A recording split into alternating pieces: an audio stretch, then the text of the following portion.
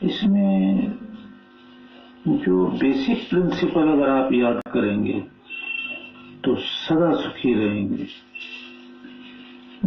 Basic principle मैंने दर्जन बार तो करीब आपको यहाँ विद्यादान की, उस बारे में भी मैंने पता नहीं कितनी विद्यादान करी आप लोगों को। जिसकी समझ में आई ठीक है, नहीं समझ में आई वो पापी है। तो उसमें ये कहिए कि भाई ईशुतुर्जित्वा वायवस्था, हे ईश्वर ऊर्जा के लिए ईशुतुर्जित्वा, त्वा मैंने तेरे अधीन है, ऊर्जा के लिए भी, ईश्वर मैंने अन्न और धन के लिए भी। ये गौर से सुनो इस विद्या को कि ईश्वर अन्न और धन के लिए हम तेरे अधीन हैं, ऊर्जा के लिए भी, मानसिक भी। मानसिक रोग होवे ना अगर इंसान ऐसे से मंत्रों का मनन करके उनको आचरण में उतारे, गुरु कृपा ले। तो मैंने आपको समझाया कि लोग ये कहते हैं कि मेरे बगैर काम नहीं चलेगा, मेरे बगैर बच्चे कौन संभालेगा। यहाँ ये देखना, ये ऐसे बहुत मंत्र हैं। इस मंत्र में जरा खूब गौर से देखो कि ईश्वर मानसिक और शारीरिक शक्ति के लिए भी, अन्न और धन के लिए भी, ऊर्जा के लिए हम तेरे अधीन। तो एक तो सब कुछ देने वाला वो है ही, अन्न धन घर मकान सब कुछ।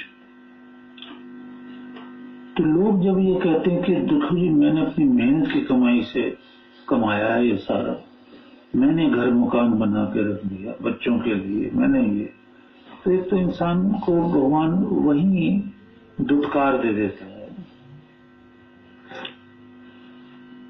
तेरे को भेजा तो ये याद करो, इस पर भेजा तो इसलिए था कि मेरी स्तुति करना, मेरे गुणगान गाना वेदों से, गुरु के अधीन, आचार्य अधीन वेदम अधिश्व, आचार्य के अधीन रह करके वेद सीखना।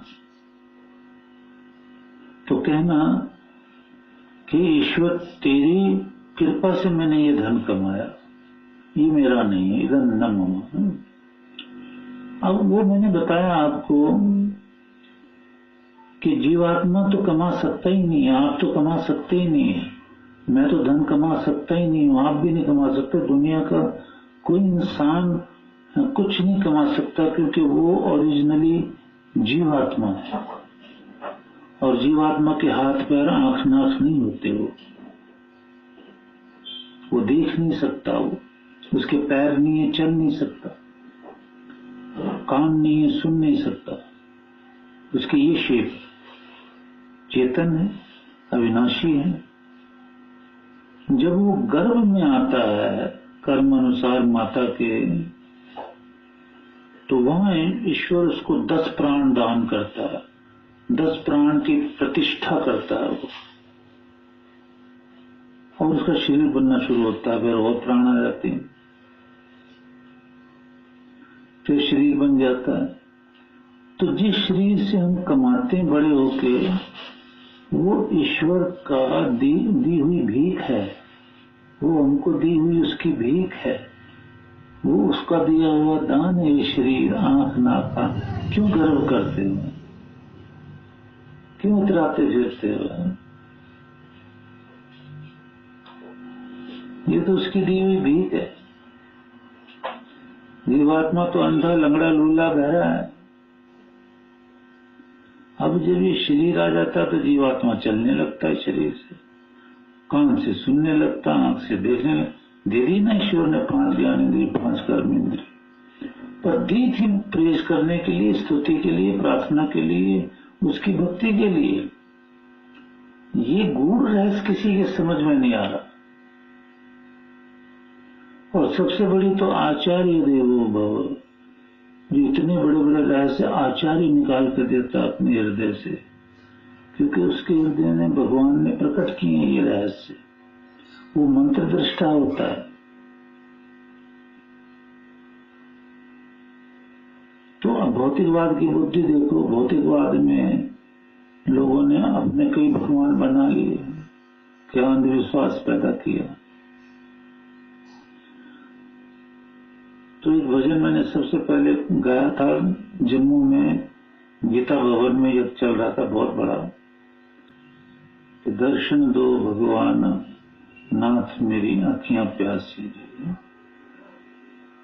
अब हमारे अंदर से तो भगवान ने निकालने होते रहते, हमें तो पता नहीं। तो वहां मैंने समझाया, मंदिर मंदिर सूरत मूरत तेरी, फिर भी न देखी सूरत तेरी।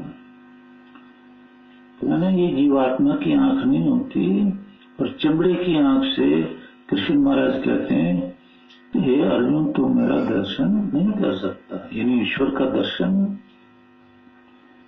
अंधा देखे लंगड़ा पहुंचे काशी रहे। तो तेरी कृपा ऐसी होती है भगवान, वहां की व्याख्या सही जो है वो ये है।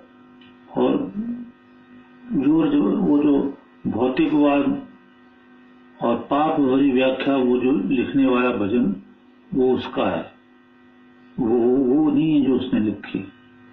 व्याख्या ये है इसकी कि जीवात्मा की आंख नाक नहीं है, परंतु जब तू इसको आंख नाक दे के जन्म देता माता के गर्भ से, तो ये लंगड़ा जो है, इसकी पैर नहीं थे, तुम्हें पैर दे दिए। अब ये काशी जा रहा, मथुरा जा रहा, वृंदावन जा रहा, रेल में बैठ के जा रहा, जो है हवाई जहाज से जा रहा, जैसे मर्जी जा रहा, हाथ भी जोड़ता फिरता, आंख से भी कहता मैं दर्शन कर रहा हूं। तो ये कृपा भगवान तेरी है कि तूने जीवात्मा को ये 5 ज्ञानेंद्रिय, 5 कर्म इंद्रिय और मन और बुद्धि दे दी। ये तो अंधा लंगड़ा है। तो ये शरीर जब दे दिया भगवान ने जीवात्मा को, तो जीवात्मा इस शरीर से परिश्रम करा के धन कमा रहा है। नहीं तो जीवात्मा की क्या औकात है कि वो धन कमा ले। आप यही तो कहोगे ना कि जी मैंने धन कमाया, शरीर तो नहीं कहेगा ना कि मैंने धन कमाया। शरीर तो जड़ है, वो कैसे कह देगा कि मैंने धन कमाया। कहता तो इंसान ही, अभिमानी, अहंकारी, कामी, क्रोधी, लोभी, लालची इंसान ही तो कहता है कि मैंने ये कर दिया, मैंने वो कर दिया, मैंने आगरा का ताजमहल बना दिया, मैंने वो कर दिया। किसी योगी ने भी ऐसा कहा या बनवाया है? किसी ऋषि ने भी ऐसा कहा या बनवाया है?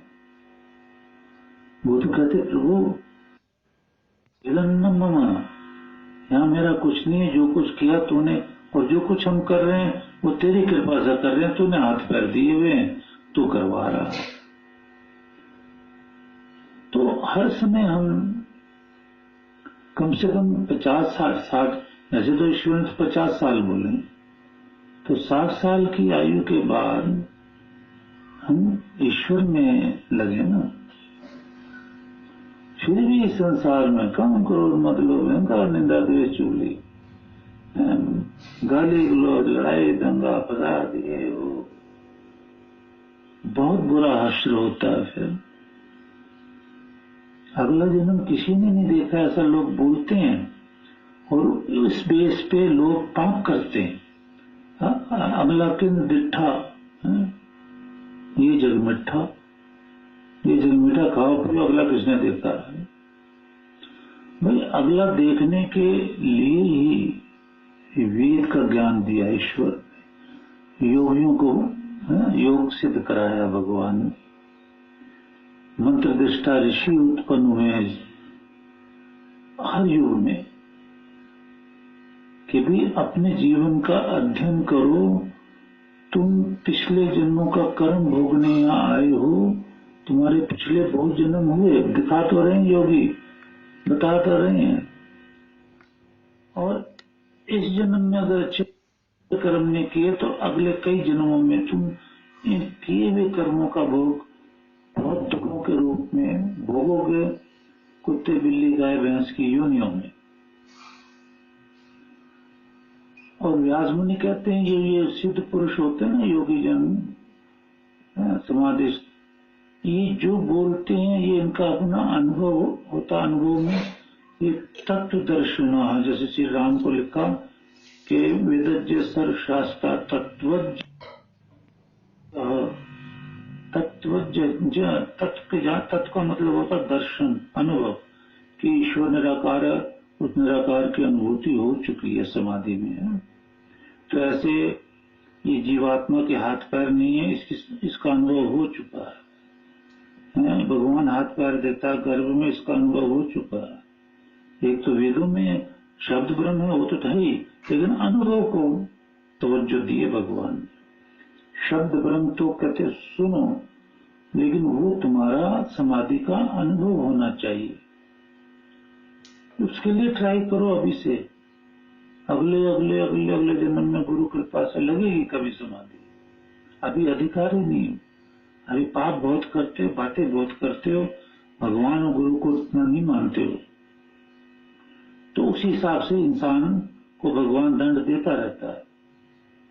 जब मानने लोगोगी, जब इस ईश्वर न्याय और तरह से करेगा, तो इधम ईशावास्यम, यहां तो भगवान बसा हुआ है। इसलिए यहां की किसी चीज को अपना कहना ही बेकार है। इसलिए भी बेकार है, मैं आपको बताऊं कि जीवात्मा के किसी काम की नहीं है कोई भी चीज। ये बिल्डिंग ये जीवात्मा के काम की नहीं है, ये शरीरों के काम की है। शरीर के द्वारा यहां बैठकर ईश्वर का ज्ञान सुना जा रहा है। अगर शरीर निकल जाए तो जीवात्मा नहीं सुन पाएगा, वो तो बहरा है, लंगड़ा लूला अंधा है। तो ये बिल्डिंगें शरीरों के लिए बनाई जाती है, आप हमारे लिए नहीं है, ये ज्ञान समझ लो। पर आप अगर ये कहते हो कि मैंने बड़ी मेहनत से बड़ा बचा बचा के पैसा ये कमरा बनाया, वो कमरा बनाया, वो ऐसा मत कहो, ये बड़ा भारी पाप है। ऐसा कहो ईश्वर कृपा से, गुरु कृपा से ना। भगवान ने वेदों में क्लियर किया कर दिया है ना कि भाई या तो ये प्रॉपर्टी गुरु की होती है आप लोगों की, या ईश्वर की होती है। पर इसको कोई मानता तो नहीं ना, इसलिए दुखी है। ये उनकी देन है, और जो वो नहीं देते हैं तो उसी घर में रहकर आप सुखी नहीं रह सकते।